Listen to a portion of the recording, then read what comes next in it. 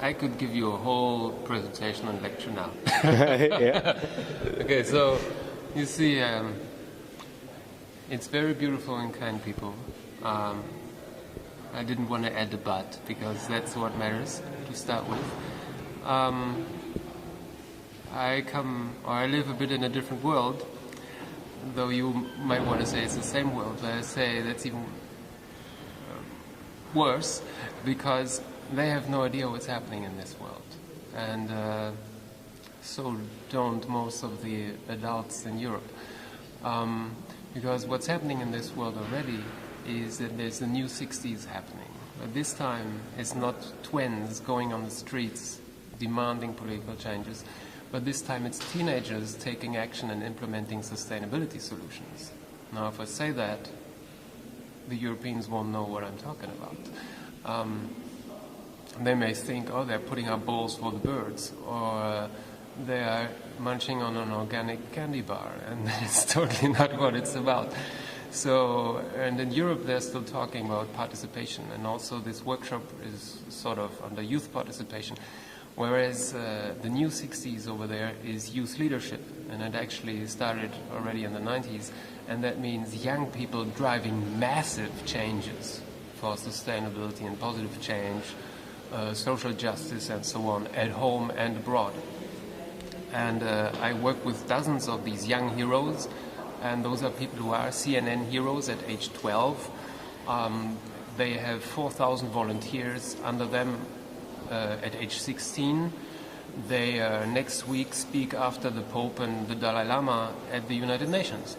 So that's just 3 of the examples of my friends. Others have just been on national television at age 13 and won a debate against a very bullying pro-Monsanto TV anchor and a Canadian television show, and since millions of people have seen that debate on YouTube, and she is now speaking on Friday at We Day. And what is We Day? Well, We Day unites 27,000 activist kids from more than 4,000 schools in Canada on one stage with Gorbachev, Dalai Lama, and so on. It's an immense thing with thousands of teachers present.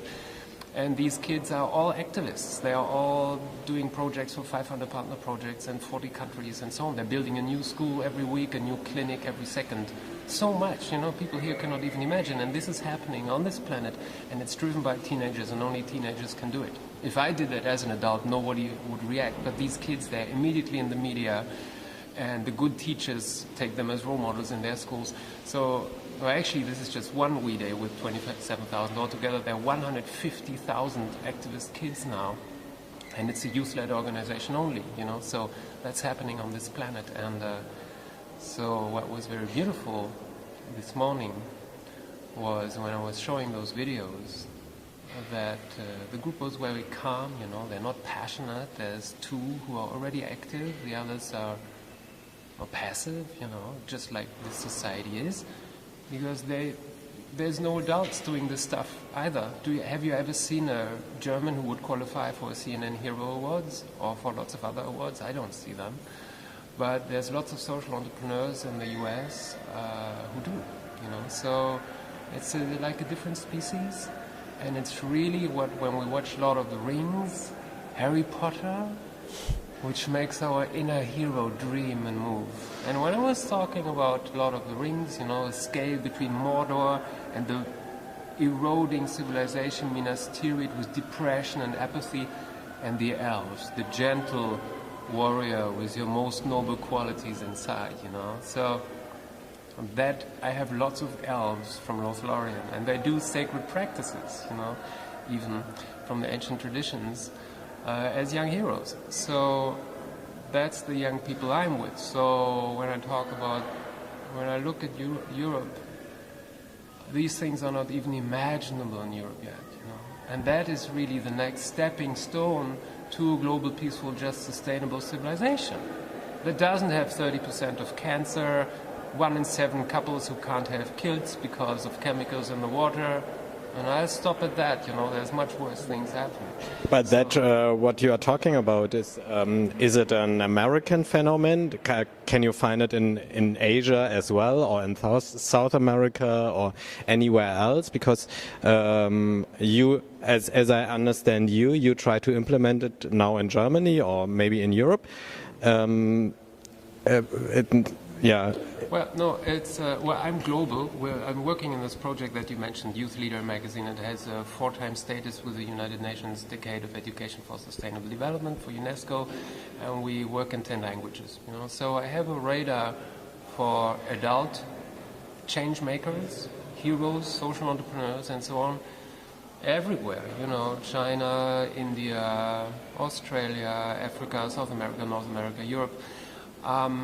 There are some from South America, but not many kids. There are some in India, but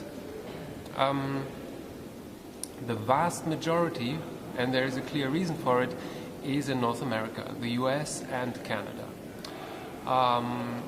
And it is 3 things.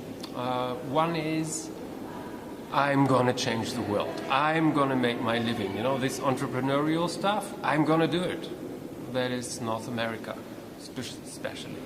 Then there's the next thing about passion, you know, inspiration and stuff. That's unimaginable in Europe. And it's not just in Germany because of Nazi stuff, but it's the same thing that I see with people from Spain, Italy, the Balkans. But if you think about it, Spain had its fascist dictator into the 70s, Greek also, you know, entire Europe has been for 1,000 years of subjugation, you know. So, and they're not free awesome, you know, it's this awesomeness.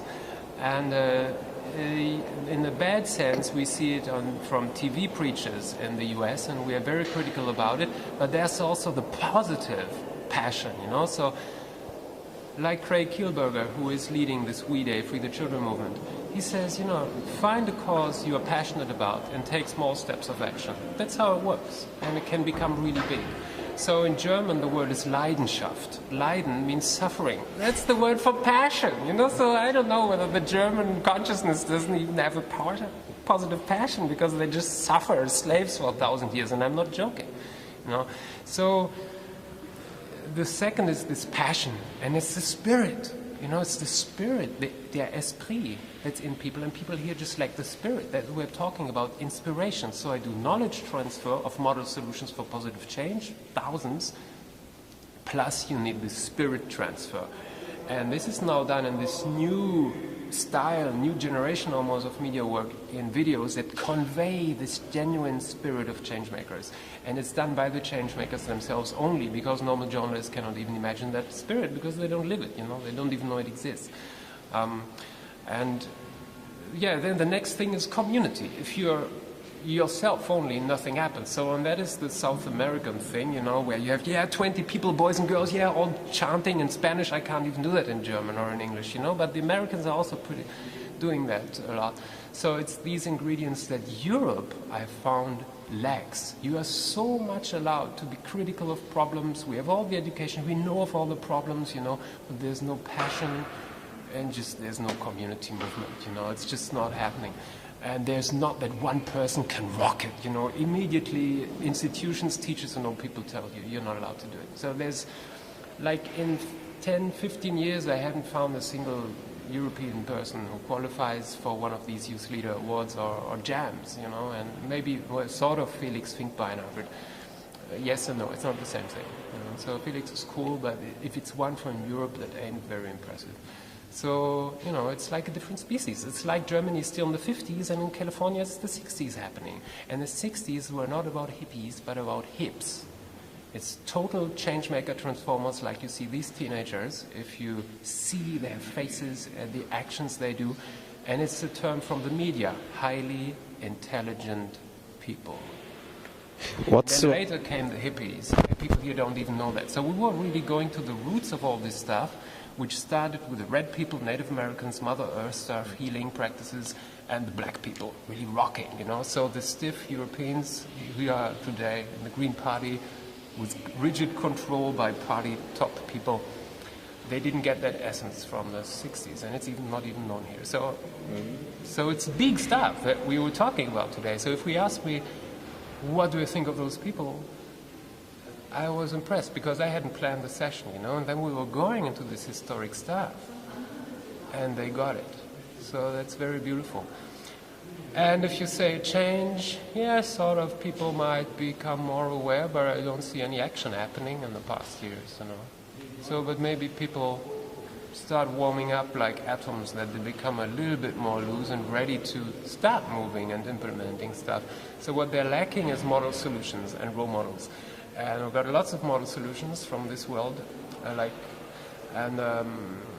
these role models are super important. You have to see that young people or human beings can actually be so awesome, because 80% of our behavior is shaped by role models, subconsciously copy-paste. And unless we have ever seen active citizens, there's no way to become one. So, and that is why these role models are super important, and why people love this stuff, and why teachers love these videos and stuff. Eric, I totally agree with your position according to the 60s. As artists, for me, the 60s are also in architecture, in arts, and photography, in everything. They are a role model for much more we even think today. Yeah, I'm also and always wondering about how to give an approach to this time, because a lot is lost or we simply forgot about what happened there. And do you have an idea how to approach this, and how to make it visible, how to in German we say den Schatz heben, how we could take the treasure in our time, transfer it? Well, that is so I've already mentioned some of these treasures, you know. It's pretty amazing that we're building this bridge here too, because I was talking about the original spirit of the 60s, which is still very vague. I haven't shown you what it really was about from those people, but it was hips, and the people won't even know what the peace sign really stands for, although everybody thinks they know, but there's wise people who say the worst is when we think we know, but we don't, you know. So, and that very powerful wave in the 60s went around the world, but it just got everywhere like really little slow, you know, and people didn't get it right, you know. It's not like the Green Party is like the awesome 60 people. Forget it, man. They still have the same sicknesses of the generations before them in the hierarchies. So this new stuff now, this is why I have all these young heroes who are living it, you know, in lush videos. That is the transmission, you know, that's the treasure, because they convey the core spirit of these new 60s. They show full on, this is the genuine benchmark. This is the stepping stone to a new civilization and its inhabitants of an awesome, peaceful, sustainable civilization. They qualify for such an inhabitant, because if you put 80 million Germans into such a future, they would totally mess it up. It's like if you put today's people into paradise, they will destroy it, you know. So to qualify as an inhabitant of such a civilization, unless we are all such citizens, there cannot be an awesome civilization, you know. So, and then we even need the heroes to create the civilization in the first place. So unless you have a track record of transforming today's unsustainable cultures in everything, in child abuse, in boring schools, and there's no way of getting there, you know. So, and that is why I'm showing that over there is the spirit of this. That is the human model solution. It's the human best practice. It's showing. So become like that. And in Youth Leader, we're also showing how do you nurture that in yourself, because there are ways to do it. And then, and of course you have to practice it, just like in music. You follow your football or music superstar and you practice. You have to practice many steps, and then it comes. And don't orient yourself at the local football club, but at the global superstars. Don't at the local music amateurs, but at the global music in classical music. So don't take local soup kitchen people like they show us here in Europe, but the global superstars in change making. So these role models, that's where they are. And the other thing is, we don't need the 60s. The 60s, that's gone. Think about its music. It was awesome then, but it was all music expressing suffering and longing. and criticism of the bad. But if we want a role model, so where is the music of those expressing, we are the change generation and we're gonna rock it. And I'm not sad, I'm not suffering, I'm not seeking, but I have found that awesome thing in myself and I'm showing it others. And that music is now, we also have it in Youth Leader. It's not very present in the world. There's a few people like Nako Bear who are singing this,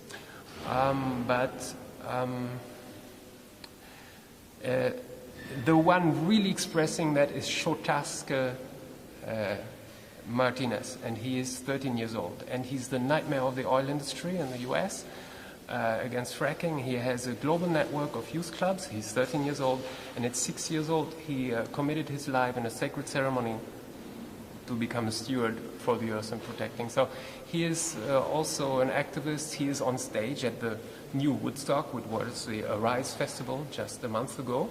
He was opening for Michael Franti, you know, global superstar. So there was Shoteskal and his friends who were opening, and with him on stage, and with others. And they were also speaking, whereas you had Julia Butterfly Hill and Daryl Hannah, who were speaking as activists, and Michael Franti as musician. But Shoteska, the 13-year-old, he was an awesome, most inspirational speaker as an activist, and also one of the most inspirational musicians, you know. So next week at the United Nations, he is going to speak after the Pope and the Dalai Lama. So if you listen to his music, and it's called Voice of Youth, is the band, to their songs, young and positive, hope is in your hands, we're taking you to court because they're actually suing the United States government for wrecking the future because of the public trust doctrine from 1904. That's the new highly intelligent people. And that music, that is the sound of the change generation. So that's the sound we got to hear today, and not anymore the 60s sound. Okay. How is all that what you mentioned now? How is it related to the politics and to the power we know so far? Is it highlighting some good examples? Is it fighting? What is it from your perspective? There is in positive news, you know, because if I'm conveying positive change spirit, there's a positive news journalism culture established and pioneered by Positive News newspaper in the United Kingdom. And among the 10 points of positive news philosophy is leave out politics is too dirty. So you see, I mentioned these young heroes. You still haven't seen the solutions. There's broken down island fisheries. They're bringing the fishes back. There's 100,000 suicides in cotton production in India, and now 30,000 villages have turned to organic, and they're just thriving, making lots of money there by getting the pesticides away. So there's thousands of these solutions. Nobody ever talks about a politician there. We don't even talk about old business. You know, it's besides those cultures. You know, there's like the old unsustainable paradigm of subjugation, destruction, and feeding yourself on others. And there's the new one, which is in harmony with all living things and collaboration between human beings. And there is this two different islands, and there's no bridge between them. You cannot make a compromise. So currently the old decision makers in politics and business, they always try to make a compromise, and it's just always corrupted, it's messed up. So, so it's like in Lord of the Rings, you're in Minas Tirith, you know, the decaying civilization with a Truxes, the wannabe king who's not the real king, and there's Aragorn and the elves. And that politician of this broken civilization, he has seen the bad and is so hopeless there's no chance, you know, so he's totally useless, he has no vision, he doesn't know any solutions, neither do our politicians, they have so much time with PR stuff. You would never have somebody like Muhammad Yunus, you know, allowed into German politics. You know, they don't want those people because they are the new paradigm, you know, so it's unimaginable. So, and you don't need it. Yunus didn't need to talk to the old banks, and he didn't need to talk to politicians. You know, he just had to say, look, I have the right, give me a license for a bank for the poor. And that's how it worked. So these genius model solutions, and there's like 3,000 of them alone in Ashoka network, and there's many, many others. you don't even connect to these old institutions, not even to the environmental organizations, because they're also part of the old paradigm. BUND or Greenpeace will never make a whales campaign with WWF, because they only think corporate about their own members because of their own money and Isn't that a question of power? And don't you have if two people meet and they want to do something, they can deal with power. They can maybe they can behave that it wouldn't be there, but it's there. Well, I don't know what you mean. I mean, I respond to an example intuitively. There's Cassandra, 10 years old, and she sees they're not recycling the used cooking oils in restaurants. So in Germany, that would be a Green Party issue, you know. So you tell her, now we have to make a law that it's compulsory to recycle cooking oils so it doesn't go down the drain and block everything, you know. And at the same time, you can make biofuels from it. Well, until 2 years ago, nobody from the other parties would have understood, and nobody would have allowed to do it just because it's a Green Party idea. So, but Cassandra is just a kid. That's why it's the magic of the teenagers. If I come as a 35-year-old adult with long hair, they'll think we're a fucking hippie. So they won't even listen to me. But if it's a 10-year-old kid, it doesn't fit their negative stigma, you know. So she said, yeah, we want to recycle, you know. So she went to the restaurants, she got it. Now she has 120 restaurants, and she makes $100,000 every year of her profit cut. And she puts that into social causes, you know, for people who don't have enough money for heating in winter, in the North American winter up there. And then suddenly, the politicians, because then she talked to politicians, and then they changed the policies. Now it's compulsory to recycle. And there's a big politician of the region said, yeah, we tried it before. And everybody said, yeah, it's hopeless. So there comes a 10-year-old, you know, and changed it. So that is just one example. You can do that in 1,000 cities in the USA, you know, and there's many such solutions. And so if you come as an elf, you're not an angry activist. Yes, Youth for Environmental Sanity is the world-leading youth leadership organization. They started out changing the public image of the young, angry activist to somebody who cares for the world. So their slogan is, giving all that you are on behalf of everything we love. So we don't hear that from German activists, you know. So when you do that, you come like an angel. So the mayor says, yeah, that's awesome. The media take pictures of you. Yeah, it's awesome. They ask you to speak at their school.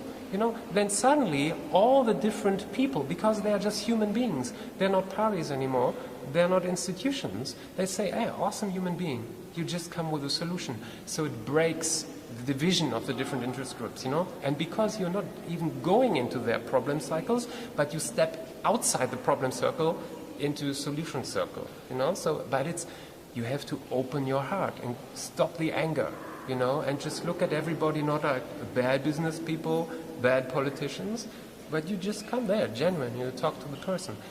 And that is not the way of the 70s and 80s. And that is not the way of angry activists from Antifa or Attack, you know. It's this different quality. And all these grand change makers, they have a spiritual practice too. You know, like in yoga, heart opening, you know, Native American stuff, get your suffering out, you know.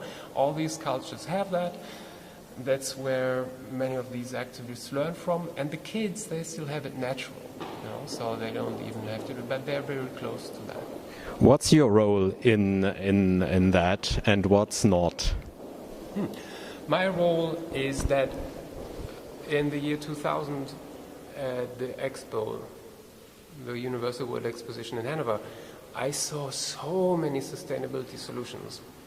And I thought, man, that's incredible. That's like the blueprint for an awesome civilization, and a sustainable civilization is there. So people should know. You know, everybody needs to know in all schools in the world. Teachers will love it. And the old gentlemen in the United Nations Pavilion were just shrugging, yeah, we don't know how, you know. And so all these solutions are there. The awards, experts are showered with awards, you know, and the kids and stuff, but nobody copies it. Nobody translates it. It's because also no news article explains it. You just have an article with a passport-sized picture, you know, instead of a long article or a link behind explaining how did they do it. So you feel it like in a vibrant 5 to 7 minute video, walking with the hero. Then because it's easy to understand, you know, it's no secret magic. And then you give them the tools, like the declaration for this cooking oil stuff, for making water a human right, I mean, there's a 13-year-old who turned cities around to make water a human right in Canada, and turning water public, and banning bottled water. It's unimaginable, and also green Germany, So I collect all those solutions, which are scattered all over the internet, but which nobody can find. So I put them all in one place. And at the same time, I upgrade them from a short article, a brief interview, to a lush, holistic one. So usually I'm looking at different interviews, and then I'm asking the people a few more questions, and then I put 2 videos on it. And then you have a real big fat package, which is like a how-to-do-it kit. That's very powerful. That's new. So, and I look at the most inspirational pictures of the people, to convey that spirit and to show them in action. Because even the social entrepreneurship ones, it's always a nice picture at the award, So, but you got to show them in action. That's what inspires you, and that's what it's about. So that's, in this way, I sort of define a new positive change media culture, I call it. It's very passionate, but it's not like tabloid, which misuses emotions, but it's not as detached as serious journalism, which doesn't allow any feelings, So I have the meaningful stuff with a good reflected explanation, but with a genuine passion. It's not for misleading people, but it's the genuine passion of the change makers. And I know it, and I can transmit it because I'm part of that, not like most normal journalists. So that is my role. I find that stuff, I put it in one place, I upgrade it into a different format, and I define it for use for education. So I define formats like teaching tools, like collections of videos, this stuff, and even a card game, like a battling card game, not cars or horses, but heroes. Now we have 32 heroes, and there'll be other editions, so children can grow up playing with that, and the grades, the ratings are real change-making ratings. It's genuine stuff. On the backside, you'll have the story and the QR code leading to a video. Yeah, tons of stuff. I'm talking terribly much. It's like an abundance, So you find all this stuff, starting with the card game, then some kids may get curious, what's the link for? And then they see the video and they say, well, that person is real. So, but I want action, right? I just don't just want to inspire people. I want them to take action. So they will see, wow, here's the how-to kit. This is how I can do it. And what? I can meet those people for real because these young heroes are my friends. And even the grand ones like Polly Higgins with an Earth Law for making ecocide a crime. John D. Leo, who is a large-scale ecosystem restoration, landscapes stretching to the horizon of black rock. And now it's lush landscapes. So these people you can meet for real in live webcasts. Study with them, ask the finer questions. How can I do this in my country? How can I help? And that's a global community. So Youth Leader Media is a magazine, it's teaching tools, but it's also community for young warriors to work with the great heroes of today for great solutions. And with every mission you take, you can climb a level. So it's also like an adventure game. So we're really playing Harry Potter and Lord of the Rings for real. That's my role. So I don't know what you want to define it, but I bring this stuff together, I put it into formats, I translate between different disciplines, change-making, education and stuff. Okay, and we continue. I have so many questions to you, but one last question. What do you think? What's better for a process? You described competition or cooperation, or both? Because you're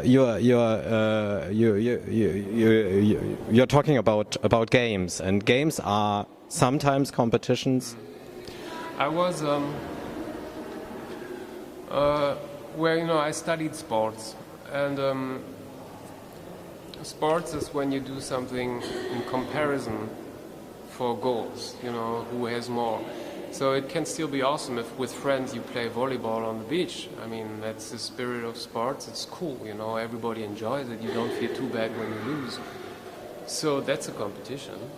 So that's not too bad. When it becomes like really, really big and corrupt, then it starts getting stupid. And when you build illusions around it and people just sit and watch on television and admire icons, because instead they should be playing that stuff, So I was also thinking, if we make it with an adventure game and stuff, And people start comparing, you know, but it was teenagers in Thailand who told me, look, can we get credits and stuff, you know, so to get people more entertained and excited. So people can choose, you know, like also as human beings, we have very different species, you know. Some are sheep, some are eagles, some are lions, none is better than the other. You know? Some are flowers, you know.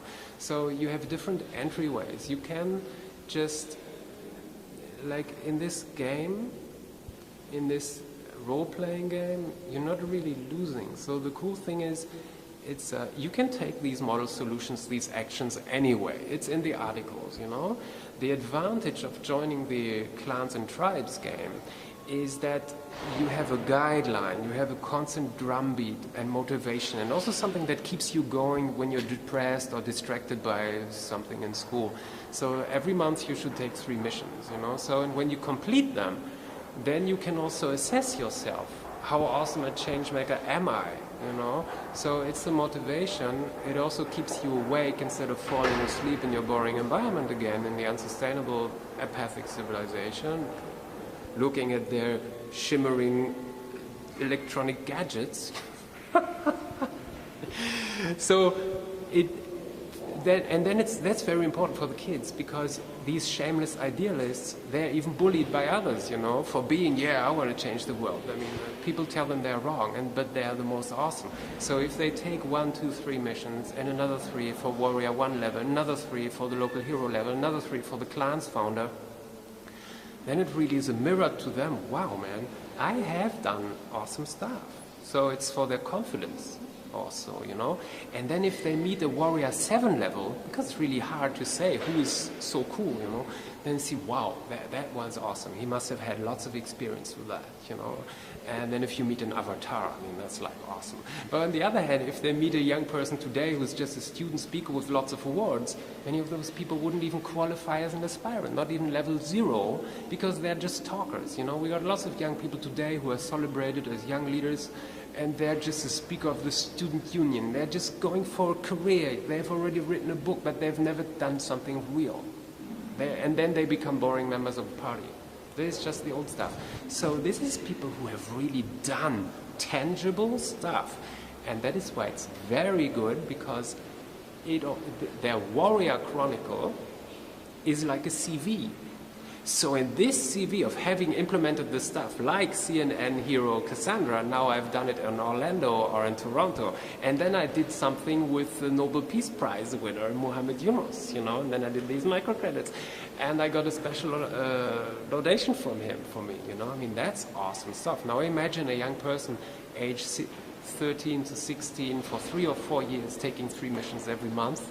That CV doesn't even exist on the planet yet. No human being has done that as a teenager.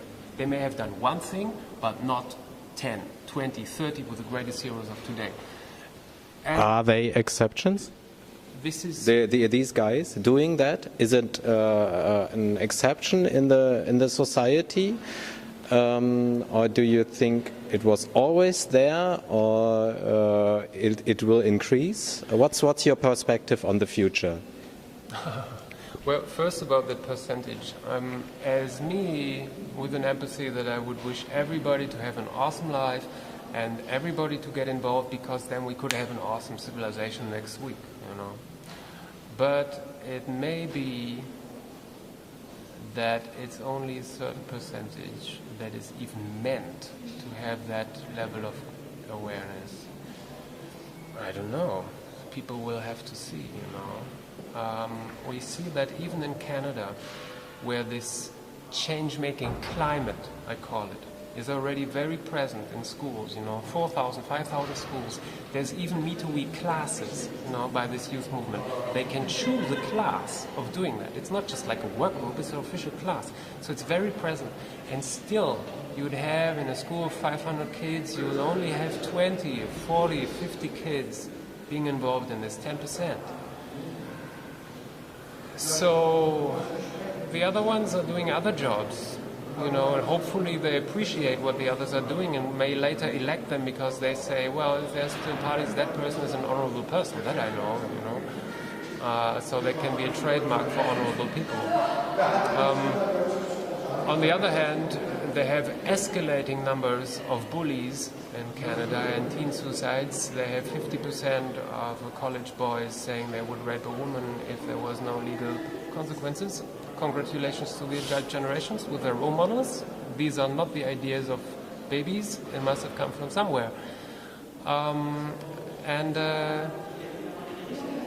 Yeah, how many? I don't know. In the end, you have to decide that for yourself, whether you have orcish behavior traits on that scale between orcs, Sarumans, even Mouths of Sauron, or Minas Tirith apathy, or if you tend yourself that you want to qualify, at least hanging with the hobbits in an eco-village, you know, or become, if there's an elf in you, you know, if you're a hero stories, when you watch Lord of the Rings or Harry Potter or all this stuff, man, that's something you should go for. But it's so it's for your personal inner paradise, you know. Christ didn't care about society. He said, if you want to enter paradise, go for it.